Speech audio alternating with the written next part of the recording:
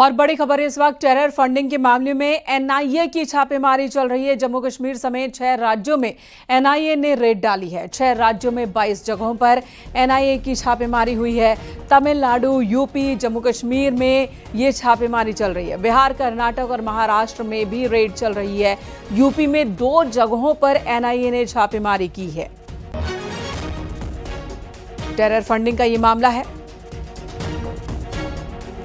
जिस मामले में एनआईए जांच पड़ताल कर रही है। जम्मू कश्मीर समेत 6 राज्यों में इस वक्त रेड डाली गई है। 22 जगहों पर एनआईए की टीम टेरर फंडिंग से जुड़े सबूत तलाश रही है।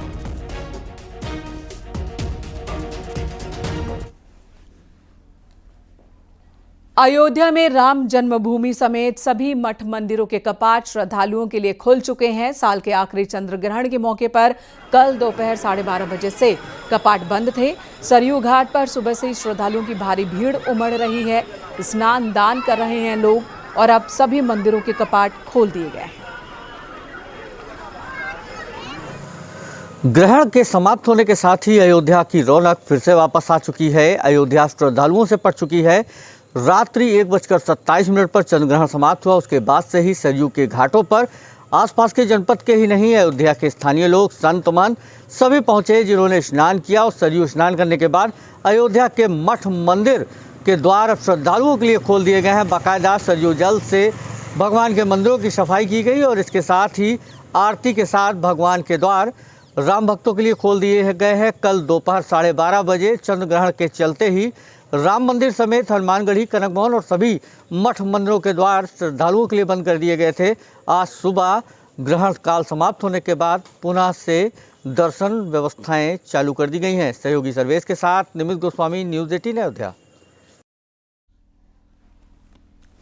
पितृपक्ष के दौरान वाराणसी में भी गंगा घाटों से लेकर पिशाच मोचन कुंड तक